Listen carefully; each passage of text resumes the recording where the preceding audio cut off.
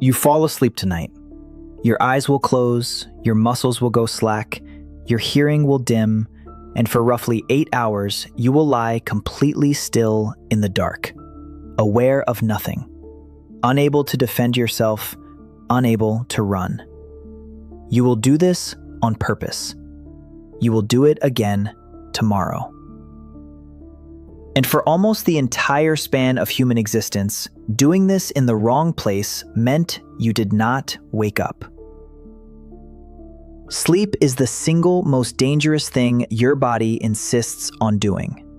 A wild animal that stops moving, stops watching, and switches off its senses for a third of every day should have been erased from the gene pool long ago. Predators hunt at night. Cold kills at night. Rivals attack at night. And yet here you are, an animal that surrenders to unconsciousness every single evening, descended from a line of creatures who did the exact same thing across hundreds of thousands of nights on an open landscape full of teeth. So here is the mystery I want to walk you through. If sleep is this risky, evolution should have killed it. There should be a human variant somewhere who sleeps 2 hours, or 1, or none, and dominates everyone else. That variant does not exist. Something about shutting your brain off was so valuable that it was worth gambling your life on, every night, for hundreds of thousands of years. Here is what I am going to show you. First, why staying awake is not the safe option you might assume it is, and what your brain may start doing to you after roughly 72 hours without sleep. Second, what many researchers think is a leading reason sleep survived natural selection, a payoff that seems to be more than just rest or saving energy. Third, what your sleeping brain does in the dark that it physically cannot do while you are awake. Fourth, the trick your ancestors used to take the deadliest hours of the night and make them survivable, a trick your own body still runs without telling you. And fifth, the strange modern cost of winning that ancient gamble, the part where the old wiring meets your bedroom and quietly turns against you. To understand why you sleep, you have to understand what happens to an animal that tries not to. Imagine the obvious solution. If sleep is dangerous, the winning move looks like staying alert. Sleep less, watch more, survive more. For a long time, that seems like exactly the strategy evolution should reward. But the body does not work that way, and the reason is buried in what sleep deprivation actually does to a brain. Go without sleep for one night, and your reaction time slows to something close to mild intoxication. Go 2 nights, and your judgment collapses, your emotional control frays, and you start failing at simple tasks you could do half asleep as a child. Push past 3 days, and the brain begins to defend itself in a terrifying way. It starts taking sleep without your permission. Microsleeps. For half a second, a full second, sometimes longer, the brain simply switches off while your eyes are still open. You do not notice.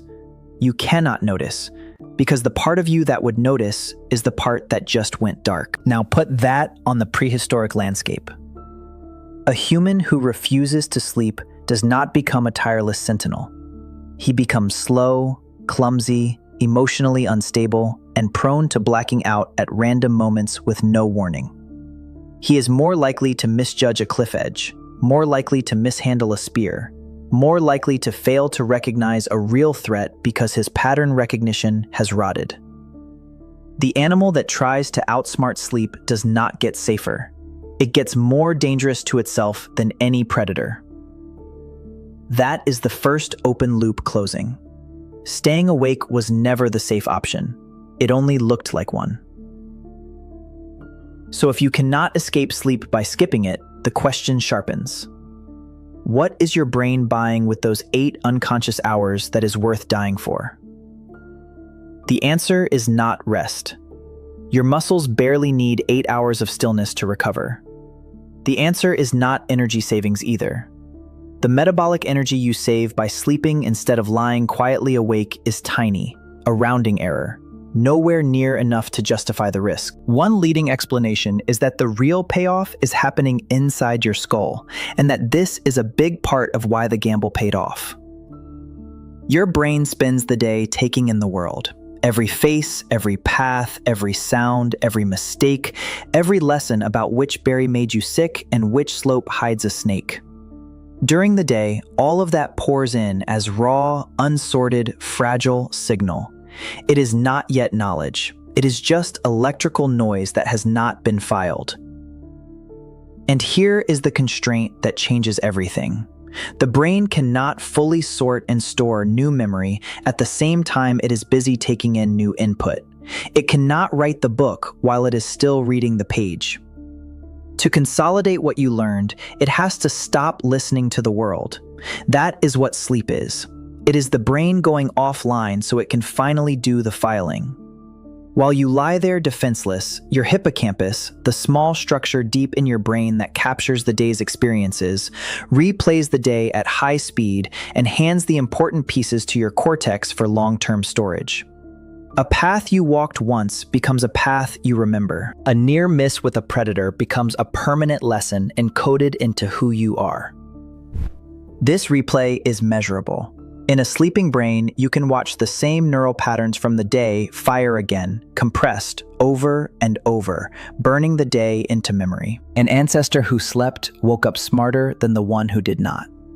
He remembered the safe routes, the water source, the face of the man who betrayed him, the exact season the herds returned.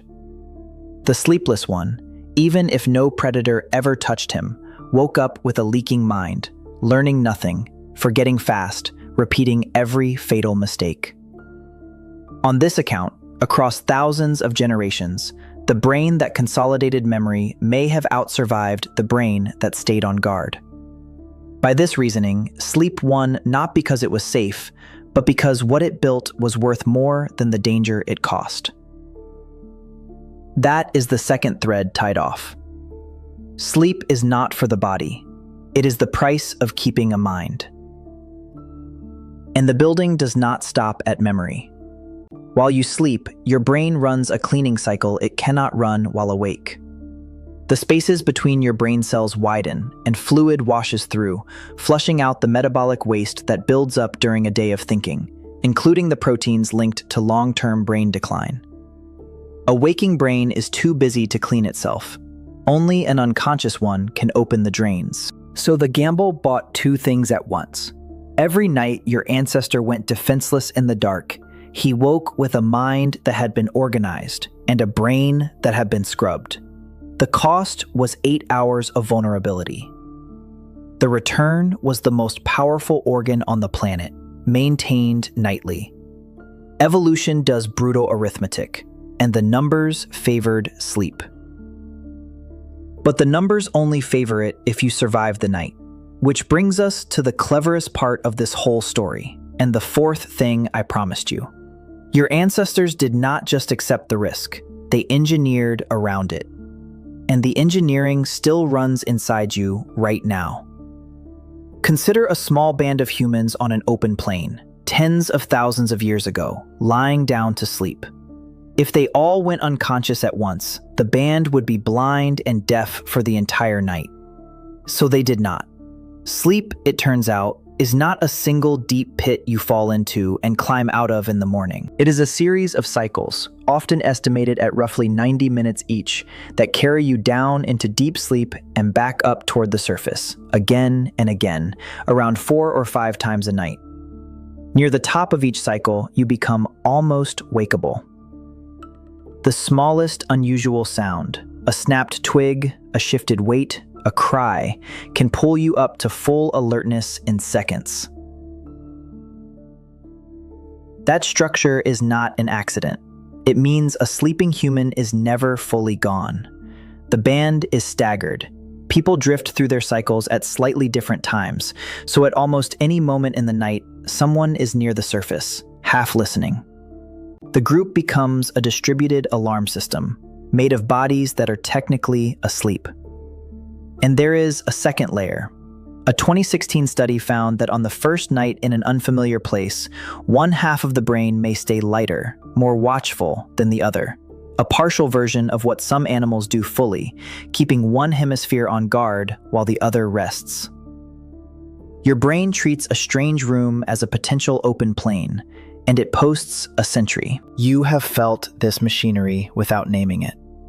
The way a parent sleeps through traffic but snaps awake at the smallest sound from their child. The way you sleep badly the first night in a hotel. The way a specific noise, not a louder one, a meaningful one, lifts you out of the deepest sleep instantly. That is not a flaw in your sleep. That is tens of thousands of years of design, a built-in compromise that let your ancestors get the memory consolidation they needed without going fully defenseless. They could not afford to be fully awake. They could not afford to be fully asleep. So evolution split the difference and made you both at once. That is the third thread tied off. The deadliest hours of the night were survived not by avoiding sleep, but by building a kind of sleep that never completely lets its guard down. So the gamble worked. The line survived. And you are the proof. Sitting here with a brain that was filed and flushed by every ancestor who lay down in the dark and trusted the cycles to keep half an ear open. Which leaves one last thing. The strange modern cost of an ancient win. That sentry system, the one designed to keep you alive on an open plain, does not know the plane is gone. It is still scanning. Your bedroom is safer than any place a human slept for most of our story, with locked doors, walls, and not a single predator within 1,000 miles. But the old wiring cannot tell. It still treats darkness and stillness as the moment of maximum danger, and it still keeps a fragment of the brain on watch. So a phone buzzing on the nightstand hits the same alert system a snapping twig once did, and pulls you toward the surface. A late notification, a glowing screen, a worry running laps in your head at 3 a.m.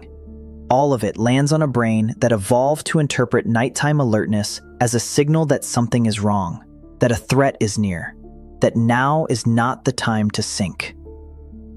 The insomnia that grips you when you are stressed is not malfunction. It is the survival circuit doing exactly its job, refusing to let you go fully unconscious when your body is broadcasting danger, even when the only danger is an email.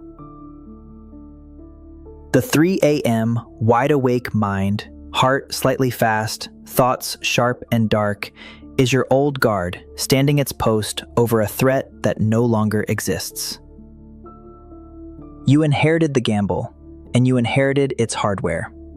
Every night you lie down and surrender. Your brain files the day and flushes the waste, exactly as it appears to have done for longer than our species has had language. And the same circuit that once saved your ancestors by keeping one ear on the dark now wakes you for a buzzing phone and calls it a predator. The thing that should have killed you became the thing that built your mind. And the alarm that kept you alive is still ringing in a world with nothing left to fear. So tonight, when you feel yourself going under, remember what you are actually doing. You are not switching off. You are running the oldest, riskiest, most important maintenance routine in the natural world. The one bet your entire lineage made every single night and won. If this rewired how you think about something you do without thinking, subscribe and stick around. There is a whole hidden machine running underneath your ordinary life, and we are taking it apart one instinct at a time.